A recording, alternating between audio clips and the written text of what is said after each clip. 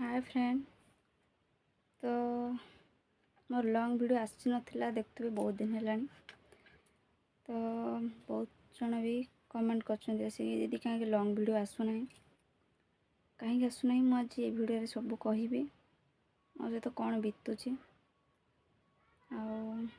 आना बस चैनल किसी प्रभाव न पड़ू डाउन हो तो से गोटे सर्ट पकए से पुराना वीडियो एबे एबे वीडियो नुह बहुत पुराना वीडियो से तो माने 15 दिन मासे मासे तलर वीडियो जोड़ा कि मुझे मो चैनल पकाऊे कहीं चैनल रे काम न कले चैनल भी डाउन हो से इच्छा न था न थाई कि भी मुझे गोटे पकाऊे तो भावुची आबिनी यूट्यूब छाड़देवी आपण भावते समस्ते एक कथा कहीकि पुणी करते आपण मैंने मतामत दरकार मु भावुची कि करिबिनी कहीं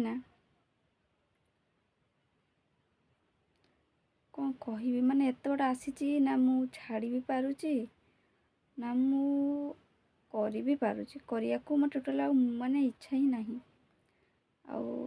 एत कष्ट करिकी समस्त पाखरु शुणी शुणी केते कौन शुणी देखी से कई लोक कहते फिर भी तांका आगरे मु एत बड़ा आसी आदि किसी न करी तो कहे मैंने पिट छाटी होता ये एमती खाली स्टाइल मारूला समस्ते एमती कहे किंतु मु को परिस्थिति करुँची कौन ना से मु केवल जानी मो परिस्थिति एत खराब कि मु कहली ना माने मध्यम जदि किसी टंका इनकम हो भी करी किसी मो स्वामी को साहाय्य करी तो से मुझे आपणे नहीं आ 2 वर्ष 3 वर्ष हो गला मुझे माने एटारे काम करुँची बहुत कष्ट पर बहुत परिश्रम पर मुझे बाट आसी छाड़ी देवा बहुत इच्छा अच्छी मुझे पलैबी कि जा पैसा इनकम करी या पछार पड़ना तो किसी पैसा भी मिल पार ना कि मिली ना मत कौथि भी टंका खाली या पछार झड़े हवा कथा कि मो स्वामी कह ना तू जोटा कर कर कि मोर टोटाल मन छाड़गला कहीं सांग मैंने आप जानते निजर बोली किए अच्छा निजे कहतु आप तो जानना कहे कौन निजर बोली कहीं भी नहांती बस यदि किए निजर थाए सबु झीर सब झील कथा कहीं कह कि झील अच्छा समस्ते निजर होके था मरला पर्यटन बापघर रुहति शाशुघर से केवे महसूस भी करे मोर शाशुघर एमती मो बापघर माने मो बाहर पलि आसी बोली बापघर भी एमती भल पाइबा मिले आप भावते मो बाप घर को जाऊँगी ये कर पुणी कौन है बहुत किसी हो जाए भितर जोटा आपण मान सहित मुझे कहि जदि सी पुणी दुनिया रूल बाहर तो से एत भी क्या कहवा मो टाइम आसिले सबू कहि बस टाइम को अपेक्षा एवं समस्ते धोखा दे दौरान यार मत घर लोक मोठू भी मत अलग करदे आवे मो घर लोक भी समस्ते समस्ते केवल स्वार्थ ही अन्य जन सहित संपर्क रखती से भाई हो भौणी हो बाप हो माँ हो जी हो समस्ते केवल स्वार्थ ही खोजती आ रक्त संपर्कटा सेत दिन भावुची निबिड़ थाए समस्त सहित सेमती हुए कहीं भाई भौणी बाप माँ संपर्क एमती रोचे कि जमी से मैंने बहुत निबिड़ संपर्क से भर रोचे कहीं मुझे पब्लिक रे भी देखुची मो भाग्यटा सतरे बहुत बहुत माने बेकार मो लाइफटा सतरे मो लाइफ रे कहीं भी जड़े मत बुझला भाई लोक कहीं भी हेले नहीं कहीं भी नुह एबे मो फैमिली समस्ते दूरे गले बस जदि जी जड़े भी मो सांगरे अच्छी सी मरला पर्यटन मत साथ देव से मो स्वामी ठीक कि नहीं समस्त से भल लोक ही खराब लोक ही से ही साथ देव भलरे मंदरे सहित जिते झगड़ा होना कहीं जिते भी जहाँ सिचुएसन होना कहीं आम सहित रही पार ही आमको सहित आ सारा जीवन से आमर सब दायित्व तुलेबे जिते जहाँ कहतु ना कहीं ये ठीक कथा मुझा मोर तो माइंड मैच्योरिटी हो नाला जोटा कि आगुरी बहुत किसी भी नहीं कि बहुत कथा भी शुणी दिए मो भर बहुत भी झगड़ा झांटी हुए किंतु एबे बयस बढ़िया सहित मोर ये लोक देखा सहित मुझे बुझी सारूँ बुझीपारे किए एबे निजर किए एबे मो पर से जहाँ भी आम भर से सब बीती मन पकईकि आम एबे लाइफ को ଖରାପ କରିବାକୁ ଚାହେଁନି। ତ ଜଣେ ଯିଏ ନିଜର ସେ ହେଉଛନ୍ତି ମୋ ସ୍ୱାମୀ। ତ ସିଏ ଦେଖୁଥିବେ ଏଠି ମାନେ ଏଇଠି ତ ଏପଟ ସେପଟ ହେଇକି ଆଇଲା ଦିନଠୁ କରୁଛନ୍ତି। ଏବେ ତ ମାସେ ହେଇଗଲାଣି ମୋତେ ଛାଡ଼ିକି, ସେ ପୁରା ମାସେ, ମାନେ ସିଏ ମାସେ ରହିଥିଲେ, ଏବେ ପୁଣି ମାସେ ହେଲାଣି, 2 ମାସ 2.5 ମାସ, ମାନେ ବାସ୍ ଗୋଟେ ଦିନ ପାଇଁ ଆସିଥିଲେ ମଝିରେ, ଗୋଟେ ଦିନ ରହିଲେ ତାପରେ ପଳେଇଲେ। ସେ ଏକୁଟିଆ ରହୁଛନ୍ତି ଆମକୁ ଛାଡ଼ିକି। ଆଉ ଆମେ ବି ମାଆ ଝିଅ ଦେଖୁଥିବେ ରହୁଛୁ। ରାତିରେ ମାନେ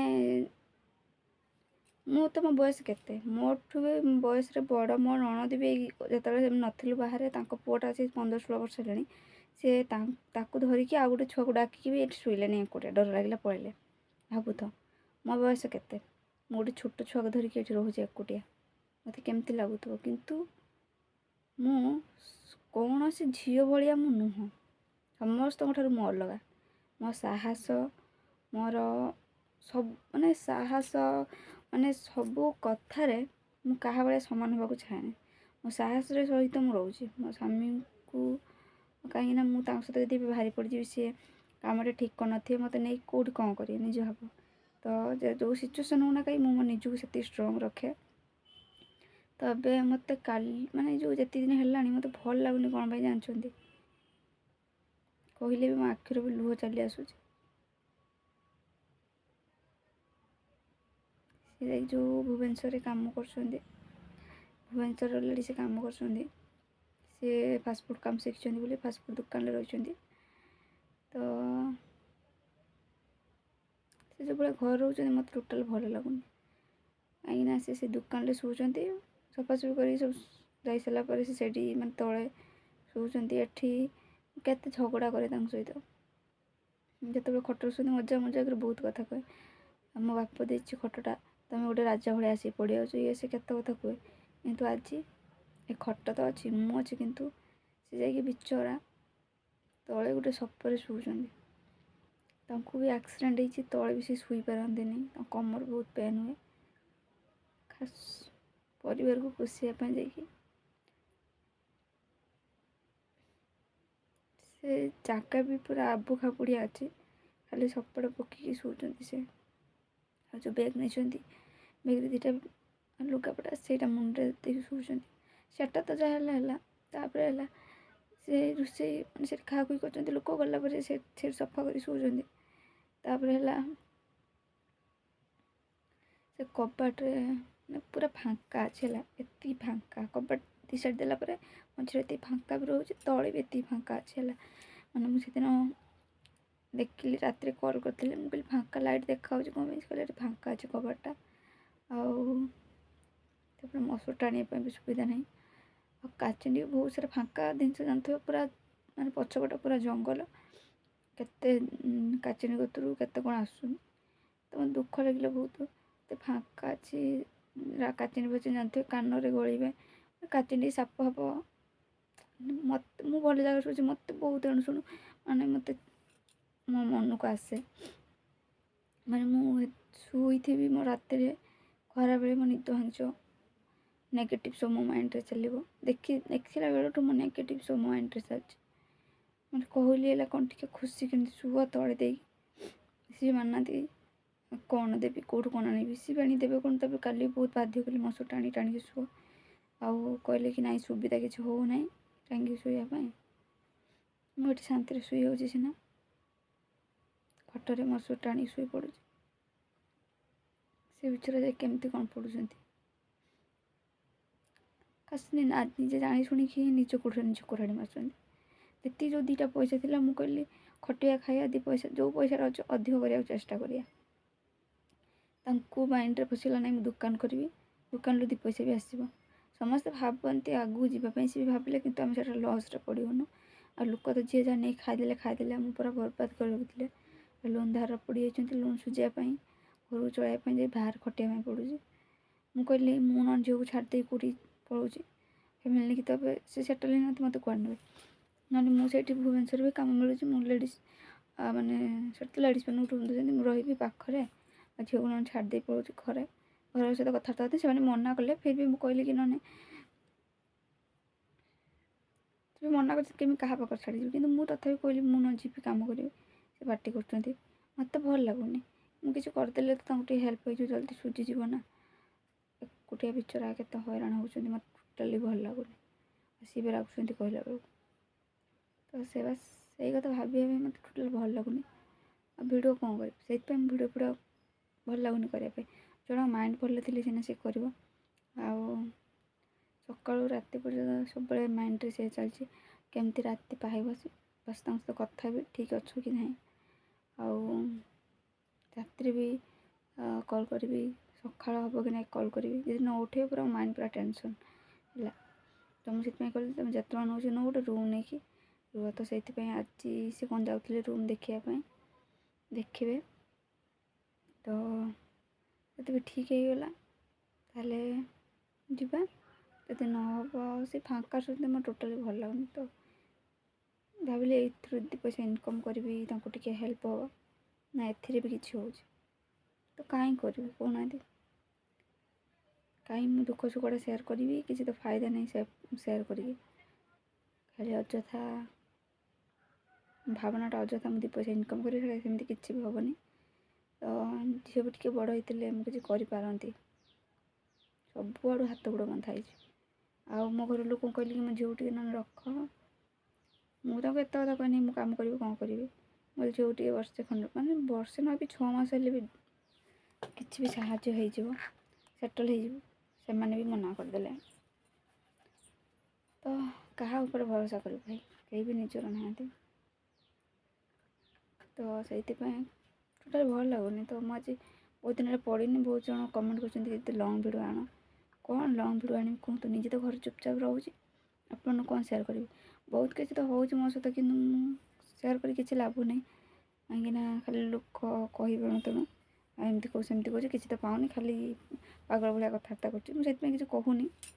ମୋ ସହିତ ଏମିତି ବି ଫ୍ୟାମିଲି ଲୋକଙ୍କ ସହିତ କ'ଣ ହେଇଛି। ଆଉ ବି ଜଣେ ସୋସିଆଲ୍ ମିଡ଼ିଆରେ ମୋତେ ଜଣେ ବ୍ଲାକମେଲିଂ କରୁଛି ହେଲା। ସେ ବିଷୟରେ ବି ମୁଁ କହିବି। ସେ ଧମକ ଦେଉଛି ମୋତେ। ନିଜେ ଆପଣମାନେ କୁହନ୍ତୁ, ମୋର କୌଣସି ଖରାପ ଭିଡ଼ିଓ ଆପଣମାନେ ଦେଖିଛନ୍ତି?